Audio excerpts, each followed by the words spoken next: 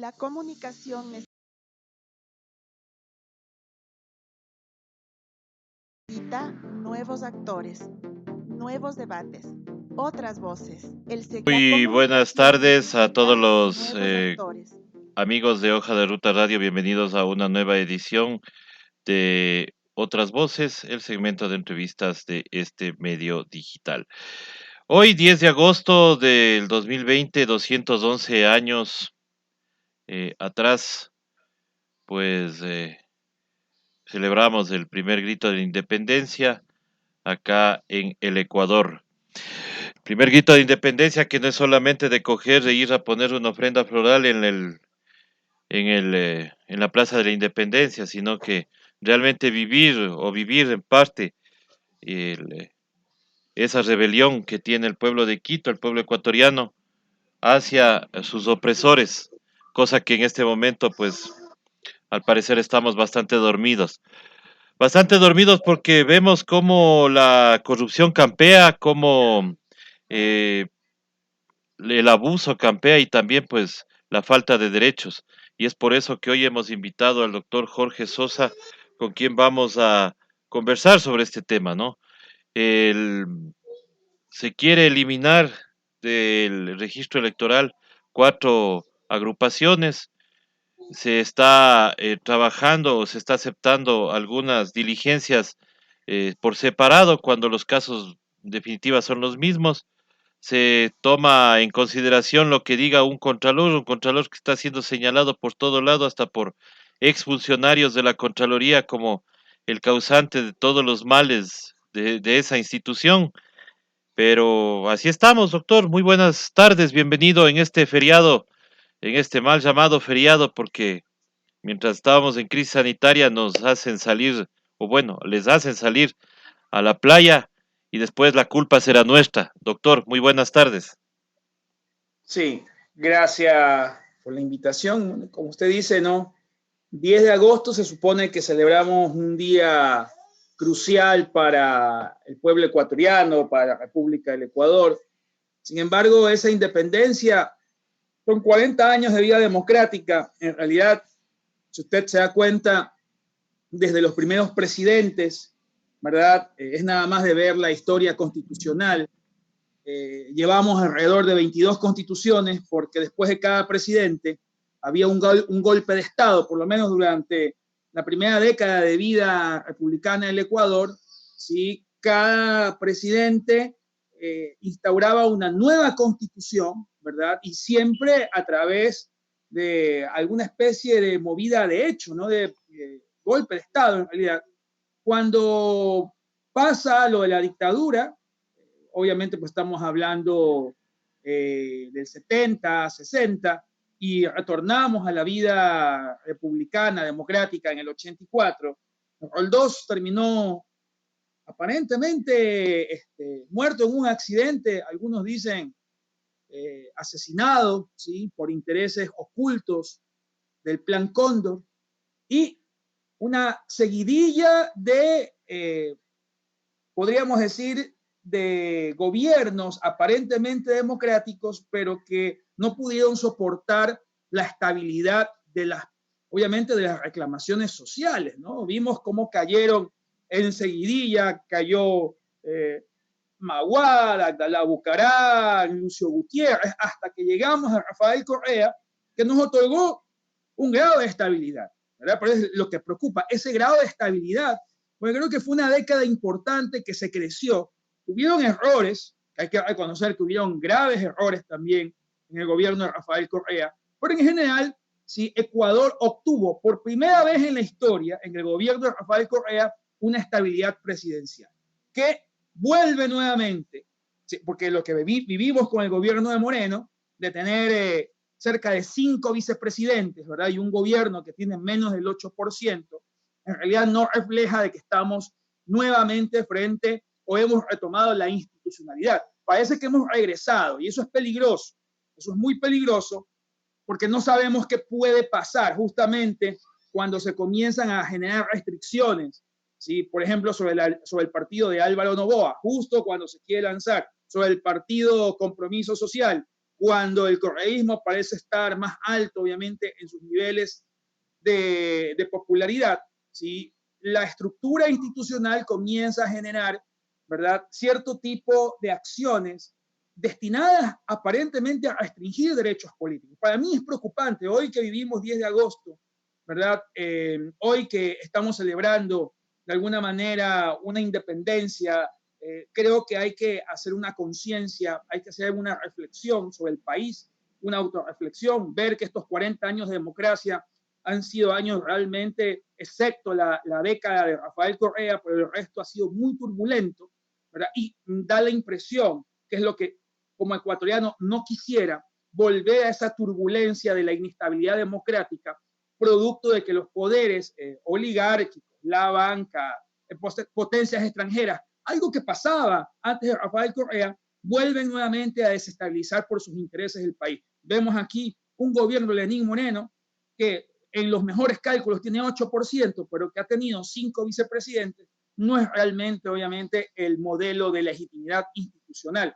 Y ojalá, ¿verdad?, que no volvamos a caer en estas prebendas gobiernistas o institucionales de poderes, es decir, de poderes de medios, de poderes de banca, ¿sí?, que buscan nuevamente alinear, como ya pasó en algún momento, y para mí pasó en la época de Maguad, alinear a un candidato específico solamente para continuar con las prebendas, obviamente, que actualmente las poseen, porque son grupos que con Lenín Moreno han alcanzado nuevamente prebendas que a lo mejor en el gobierno de Rafael Correa fueron suprimidas debido a que se evidenció y se examinó que eran parte, obviamente, de esa inestabilidad democrática del país. Claro, así es, eso es lo que se ha vivido en estos últimos años. Pero lo que vivimos hoy, doctor, pues sale de todo contexto, ¿no? Obviamente, no creo que hayamos regresado tan rápido en la historia de un modelo como el que tuvimos en 10 años anteriores a lo que estamos viviendo hoy, porque con desesperación se ha regresado pues a los años 80, 90, en donde hemos tenido este tipo de escándalos y todo. Inclusive hoy hasta espantados porque eh, lo que no se veía antes, o bueno, o no se sabía mucho, pero es el tema del sicariato, pues porque asoman eh, muertos en las cárceles, testigos, y no vemos la acción de la fiscalía. La fiscalía está callada en estos temas, no lo hemos escuchado. O sea, no sé cómo llegamos a retroceder tanto, doctor. El sicariato político, y es producto también de que las mafias han tomado el gobierno actual, ¿verdad? Hablo no en el sentido de mafias delictivas, sino mafias políticas, es decir, grupos de poder que de alguna manera u otra están buscando también permanecer, ¿sí?, o sostenerse en sus prebendas. Es por eso que es peligroso para este tipo de grupos, ¿verdad?, que aparezcan por ahí personas como Álvaro Noboa o como Rafael Correa, ¿sí?, que amenazan un poco desestabilizar una línea de candidatos que parece ser o que parecería ser oficial. Porque yo creo que el gobierno tiene una línea de candidatos que podrían buscar mantener de alguna manera, ¿sí?, cierto tipo de políticas en relación especialmente a lo que es Fondo Monetario Internacional, banca y medios de comunicación. Y obviamente hay un grupo de candidatos que no se ajustan o no se ajustarían, ¿sí?, a esa política de sostenimiento de estos poderes fácticos.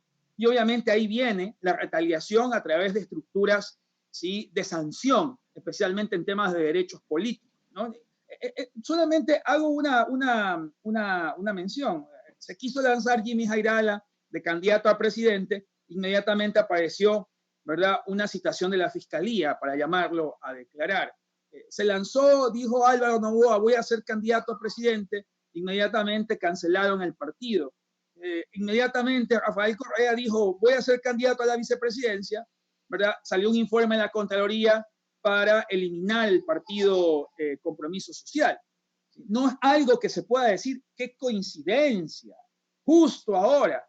Más bien, ¿sí?, yo veo como alguna lectura de algunos politólogos están viendo de que se quiere alinear, ¿verdad?, a la ciudadanía por cierto tipo de candidatos, porque yo creo que el gobierno no tiene un candidato, creo que tiene muchos candidatos, que serían los que sostendrían, obviamente, ¿sí?, estos pactos con las grandes élites económicas, que creo que es lo que le preocupa en realidad a las élites, que se mantengan los pactos. ¿Cuáles pactos? Los pactos con el Fondo Monetario, cierto tipo de repartos, obviamente, de instituciones públicas, el tema de los medios de comunicación, el tema de la banca. Por eso es que es peligroso, ¿sí?, para ese status quo, un status quo de 3 años. Por eso que usted ve cómo ha sido un status quo que ha hecho rompiendo cualquier grado de legalidad, ¿sí?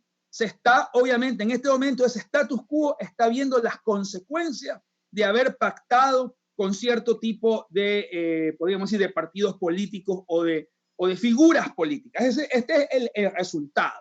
El resultado es el escándalo, el resultado es el chantaje, el resultado es la corrupción, el resultado es un Ecuador quebrado económicamente, ¿verdad? Encima, con un sinnúmero de problemas económicos y de muertes, porque este gobierno es un gobierno que tiene sembrado, podríamos decir, ha sembrado muchísima muerte, muchísima mortandad, no solamente en el tema de omisión, en el tema de salud. Estamos hablando de cárceles, estamos hablando de sicariatos, estamos hablando de asesinatos que podrían tener alguna connotación política. Yo, personalmente, en 3 años, jamás hubiese creído que podría pasar tanto, ¿sí?, en apenas 3 años. Y eso que no estamos en una dictadura formal, no estamos en un gobierno de dictadura, pero parece ser, ¿sí?, si usted revisa, ¿sí?, las continuas amenazas, por ejemplo, la amenaza del señor Roldán contra el correísmo, ¿verdad?, el señor Aliaga, que denuncia también que la fiscal general lo ha amenazado, usted se da cuenta, ¿no? O sea, hay una cosa bastante negra, bastante oscura en todos estos 3 años, ¿sí? Porque no es posible que tengamos tanto escándalo, tantos problemas de corrupción en apenas 3 años, que creo que son producto justamente de haber roto, ¿sí?, de haber rematado una estabilidad de 10 años, y obviamente lo hicieron de manera violenta, abrupta, con la consecuencia, obviamente, que se está regresando, que esos mismos, podríamos decir, esas mismas figuras políticas o partidos están reclamando seguir, ¿sí?, o buscar una estabilidad en las prebendas que les dio este gobierno. Claro, pero justamente usted hace referencia, doctor, a 2 casos. El uno, obviamente, el de la señora fiscal que, eh, luego de la reunión con el asambleísta Ronnie Aliaga, inclusive ella pone un tuit indicando que ella sí está investigando supuestamente el tema INA y pone 19.732 hojas del proceso. Eh, Nosotros, como prensa, como, no sé, usted como abogado, ¿conoce si es que ha habido alguna diligencia sobre ese caso? Porque no conocemos de ese tema y obviamente vienen las amenazas.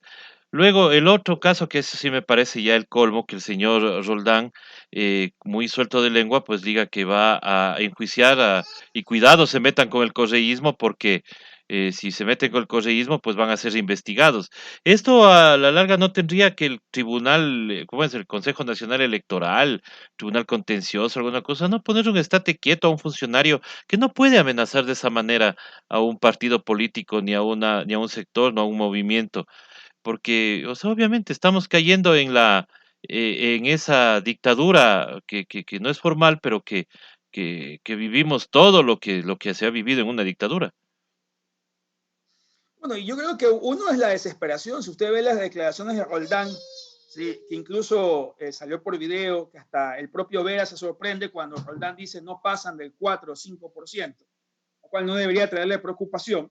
Sabemos que no es así, ¿verdad? Lo que Ujú. representa más bien este gobierno es eso, el 4 o el 5%. Yo creo que es producto de la desesperación de que esos pactos o ese establishment que generó Lenín Moreno en este gobierno se caiga, porque es un establishment abierto para las élites económicas. Tengo entendido de que ya hay una reclamación por parte del Movimiento Justicia Social ante la OEA por el tema de la supresión de los partidos políticos. Tengo entendido, así lo vi, así me manifestó el abogado del Movimiento Justicia Social, a quien yo lo conozco, que efectivamente ya había una reclamación ante la OEA. El resto de partidos tiene que buscar también, de alguna manera, evidenciar esto a nivel internacional. Cuidado, se vuelve Ecuador otra Bolivia, ojo. ¿sí? Cuidado, se vuelve Ecuador otra Bolivia.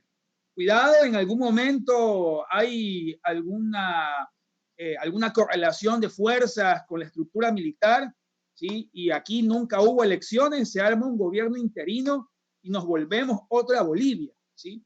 Porque algo similar pasó en Bolivia en un momento determinado, en cuando se vio de que el partido MAS tenía, obviamente, sea quien sea, MAS iba a ganar, con Evo o sin Evo, MAS tenía las posibilidades de ganar. Tal vez la equivocación de Evo Morales fue no haber dado la posta a otra persona que tome la batuta justamente del MAS.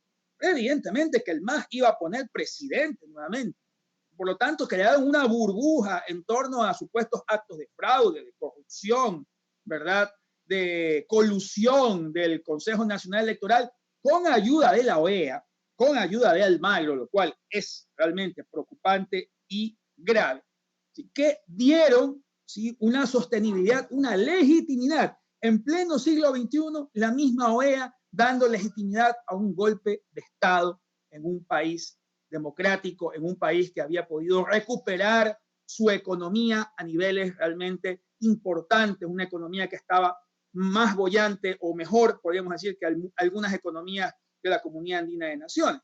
Cuidado, nos pasa lo mismo, porque claro, el peligro también en este momento de presentar denuncias ante la OEA es que quien es secretario de la OEA sigue siendo Almagro, y el señor Almagro tiene una visión, que lo ha dicho, una visión bastante placentera, bastante complaciente con el Fondo Monetario Internacional, con los intereses de los Estados Unidos de Norteamérica y en general con las élites económicas.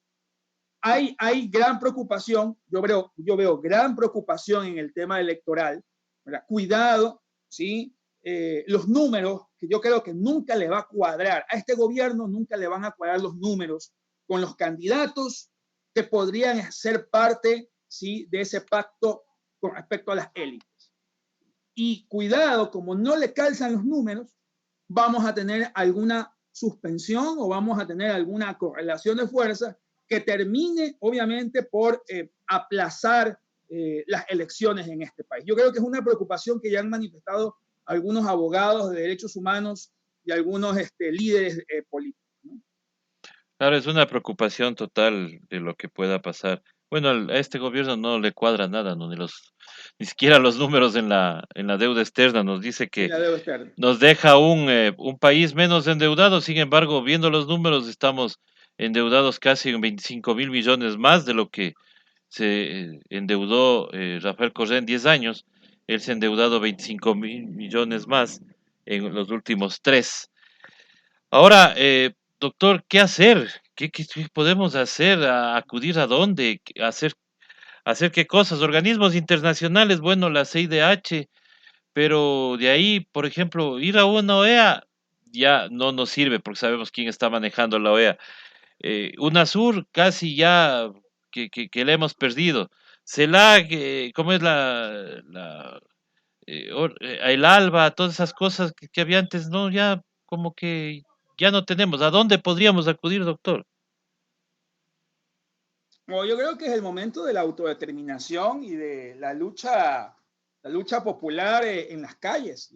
Ya llega un momento en el cual no queda otra, ¿verdad? No queda otra. El problema siempre va a ser la estructura militar. Si la estructura militar siempre va a estar aliada o ha sido tomada por los poderes políticos, va a haber un problema en general en este país gravísimo. Yo creo que estamos en un momento duro de la historia para el ejercicio de derechos políticos, para el ejercicio de derechos humanos en general. No nos olvidemos que, por ejemplo, de la represión de octubre, ¿sí?, no ha habido ninguna investigación en realidad sobre, en los informes de Comisión de Derechos Humanos y de ONU, hay casos de tortura, casos de detención ilegal, si hay casos de violación al debido proceso. O sea, tenemos un sinnúmero de casos como nunca se había dado en el Ecuador de represión, ¿verdad?, sobre una estructura militar y policial. Y hasta hace poco, si no fuese por la Defensoría del Pueblo que presentó una demanda de inconstitucionalidad, los militares se aprestaban a poner en uso un reglamento para el ejercicio de la fuerza. como que si los militares pudiesen ejercer fuerza en época de paz, algo que realmente es insólito, ¿no? Entonces, usted ya se va dando cuenta, la idea, ¿verdad? La idea de esas estructuras, muy coincidente, porque esto no es nuevo, esto coincide con muchas cosas que ha pasado en Bolivia, que pasó en Chile, que pasó en Argentina, ¿verdad? Se alían, obviamente, grupos de derecha o de extrema derecha, y obviamente esa correlación de fuerzas tiene que ver con el ejercicio del poder físico de la fuerza, y las consecuencias son, obviamente, consecuencias como represión, como persecución, como detenciones arbitrarias, detenciones ilegales, que son características propias de los gobiernos, obviamente, de derecha extrema. ¿Sí? Y obviamente la apertura total económica hacia las grandes potencias. Mira el tema de Galápagos también con China, porque yo no es que considero de que China, para mí China se comporta como una mega superpotencia, igual que Estados Unidos de Norteamérica. En realidad, lo que pasa en China al interior es otra cosa, pero como China se comporta al exterior, es como la potencia más salvaje desde el punto de vista capitalista, ¿no? Entonces, ahí está, depredando los recursos de Galápagos. Y ha accedido Ecuador a que la propia China se autocontrole. Eso debió haber sido a través de una comisión neutral, internacional, o a través de la Defensoría del Pueblo, pero ¿qué garantías tenemos? ¿Sí? De que China obviamente no siga depredando los recursos con un autocontrol, ¿verdad? Con una autocensura. Yo creo que todavía Ecuador está en ese punto en el cual seguimos siendo, en este momento, estamos en la mira de las grandes superpotencias, a lo mejor como un punto geopolítico importante, ¿verdad? Porque todavía hay una guerra fría, aunque no la gente no lo vea, pero sí, existe una guerra fría, ya no ideológica, es una guerra fría por captar recursos naturales. Esa es la guerra fría en la cual estamos ahora.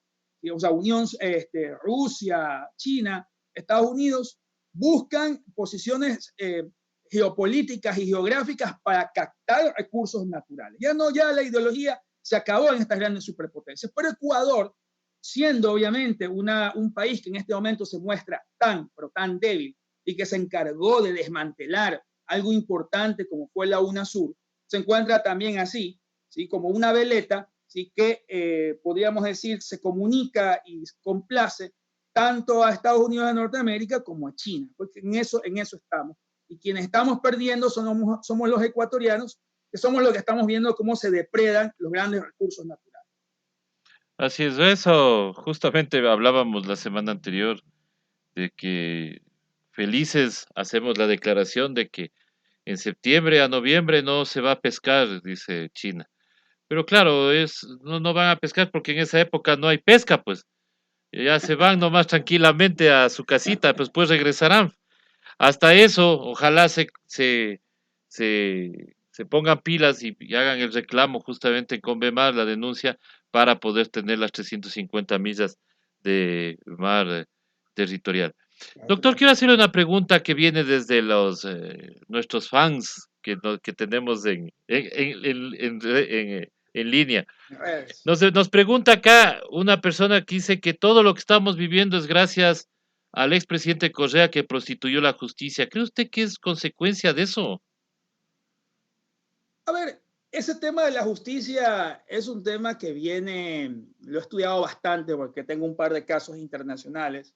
Por ejemplo, antes de Correa, no sé si lo pueden buscar en Google, había una guerra de vocales del Consejo de la Judicatura. Y usted lo puede buscar en Google, ¿no? Claro. Antes de que entre Correa, ¿verdad? Con la creación del Consejo de la Judicatura, era una guerra a muerte entre los vocales del mismo Consejo. Era el uno que se quería poner de presidente, el otro denunciaba al otro, ¿verdad? Y el presidente actual denunciaba al vicepresidente, el otro le ponía un amparo constitucional y el otro dice no le puedo cumplir. Era un caos. O sea, desde que se creó el Consejo de la Judicatura, ¿verdad?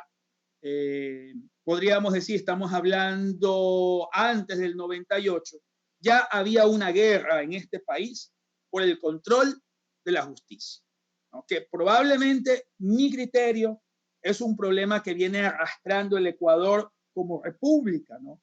Antes de Correa, ¿sí? Tenemos el problema, por ejemplo, de la Pichicorte, ¿verdad? La Corte Suprema de Justicia destituida por Lucio Gutiérrez. Antes de eso, por ejemplo, el famoso tanquetazo de Febres Cordero, pues a la Corte Suprema de Justicia, primera vez que veíamos que un presidente de la República ponía las tanquetas en una Corte Suprema de Justicia, ¿sí?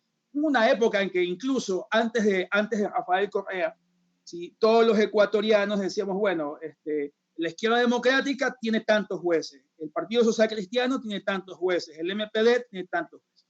Yo no creo que es un problema de Correa, creo que Correa quiso, obviamente, depurar la función judicial, indudablemente lo intentó hacer, pero la estructura sigue siendo un gran monstruo, ¿verdad? Que no termina de acabar.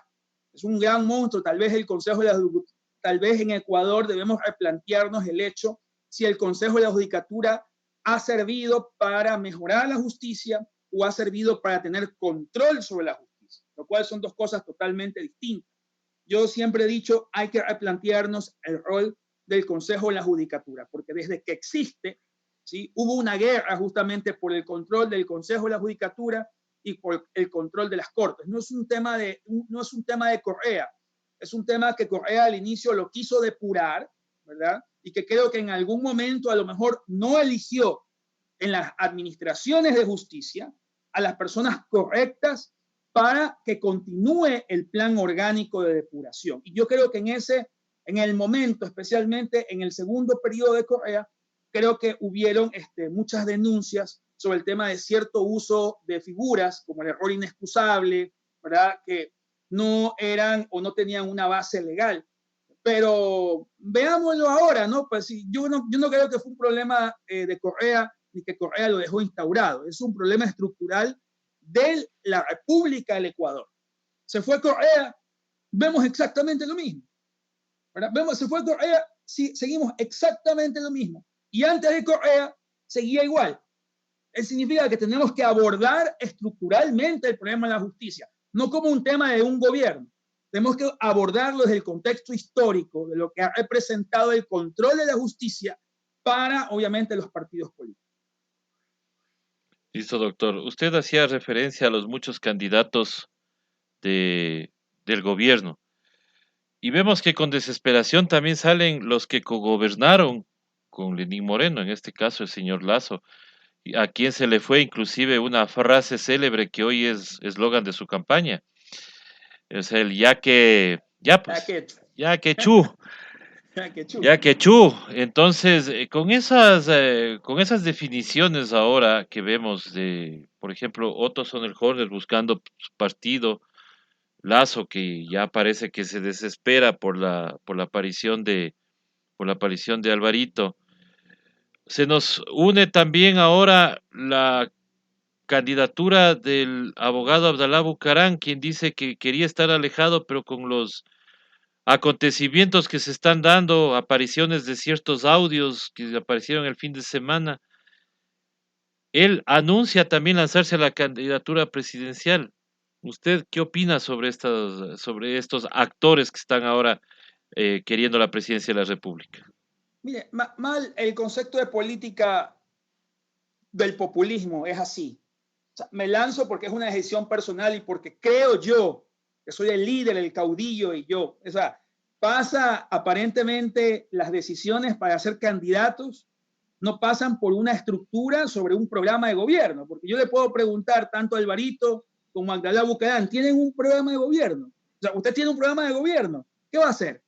O sea, usted decide hoy lanzarse de presidente de la República, pero porque hizo un análisis político, económico, social, y porque cree que su programa de gobierno no. O sea, gira en torno al populismo, a la figura del caudillo, ¿verdad? El Alvarito, el que viene mesiánico, porque siempre esa figura de Álvaro abriendo la Biblia no se la va a quitar nadie, lastimosamente, ¿no?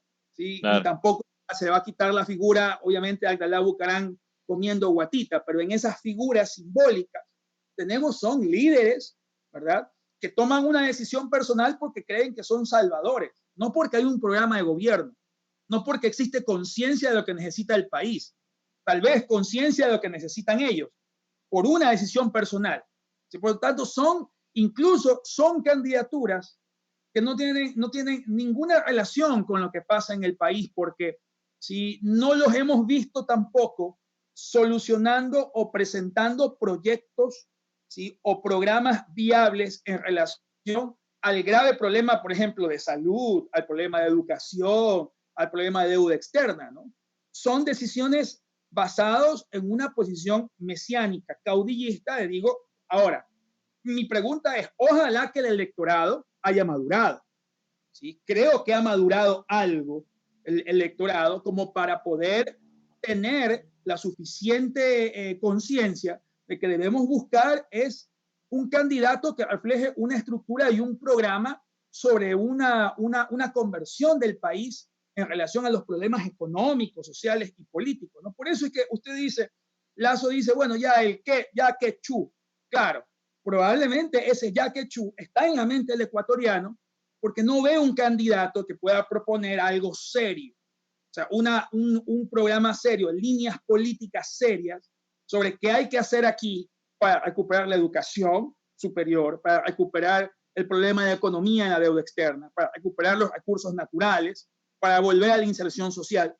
Ninguno de ellos ha dicho absolutamente nada. Tal vez Lazo, pero Lazo sabemos cuál es su visión bancarizada de la política, ¿no? Esa es la conocemos claramente. Y yo creo que ese Yaque Chu, ¿sí?, es peligroso también, ¿sí?, porque puede, ojalá que me equivoque, puede que el pueblo ecuatoriano vuelva a tomar una decisión sobre la base del caudillismo o del populismo, lo cual nos haría retroceder gravemente para lo que habíamos avanzado, por lo menos antes de este gobierno, que se había avanzado algo en cierto tipo de política mucho más estructurada. Claro, así es lo que estamos viendo también, pero bueno, ¿cómo le ve usted el panorama entonces político electoral? ¿Cree usted que realmente el CNE pueda atreverse a eliminar estas cuatro agrupaciones? ¿Le dará el tiempo?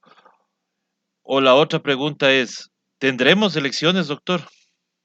Ahí está, las dos preguntas. La primera, yo creo que el CNE se puede atrever a cualquier cosa.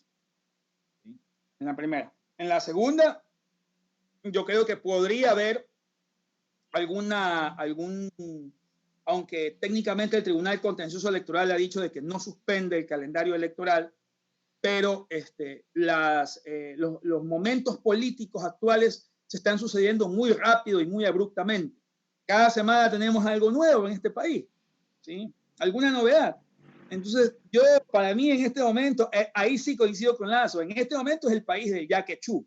En este momento, ¿sí? Algo insólito que en plena pandemia en Quito, especialmente en la ciudad de Quito, ¿verdad?, se haya decidido dar luz verde para los vehículos y que todos salgan a la playa en plena pandemia, en la ciudad de Quito, o sea, en el pico, ¿sí?, por intereses económicos, no por intereses, no por un programa de salud, por intereses económicos. Y el ministro de Salud aquí en Playas, aquí en Guayas, en el Playa, comiéndose un cevichito, sin tener conciencia de lo que está pasando en la primera línea de fuego, enfermeras, médicos, muchos de ellos contagiados en la ciudad de Quito. Usted se da cuenta de que eso no tiene nada que ver con la salud del pueblo ecuatoriano, ¿sí? Son otro tipo de intereses los que están girando. Y por eso es que creo yo que en este momento no nos debe sorprender que la semana que venga, ¿sí?, o la siguiente semana pueda pasar cualquier cosa en este país. Yo digo, siendo justos, mandan de feriado este fin de semana, entonces las próximas 2 semanas mándenles de feriado a los doctores a ver cómo nos va. Más o menos da lo mismo. Ya, pues como usted bien dice, doctor, estamos en el país del quechua. Ya que... Ya, quechua.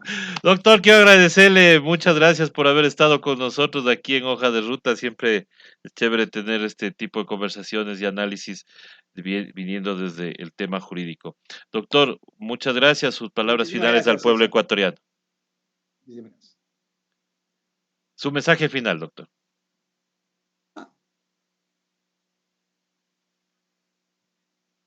¿Aló? Sí, Sí, pensé que me había... Mensaje final. No, porque si ya estamos en feriado, de que usen mascarillas, ¿verdad? Que no se metan mucho a la playa, ¿verdad? Y se van a comer ceviche, que lo hagan, pero el mensaje es, ojalá que después de este feriado no venga, sí, es que la mayor parte de los cantones entremos a rojo nuevamente, porque sería un desastre. Hay que seguirse cuidando. Si yo veo una irresponsabilidad grave, de lo que ha hecho el Ministerio de Salud en este feriado, podría haber generado, podría haber escalonado.